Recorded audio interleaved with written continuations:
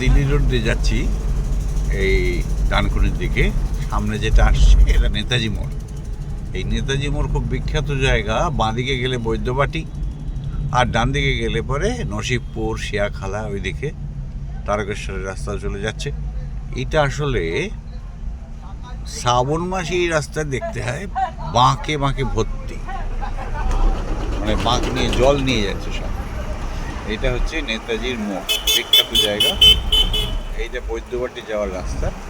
এইটা ঘুরে গেল বৈদ্যবাটি যাওয়ার রাস্তা। আর এইটা সোজা চলে যাচ্ছে ডানকুনির দিকে। সামনে আমাদের লরি পড়েছে, ডাক পার্সেল, এখন যাচ্ছে না। আচ্ছা, এবার দেখি। এবার এটা হলো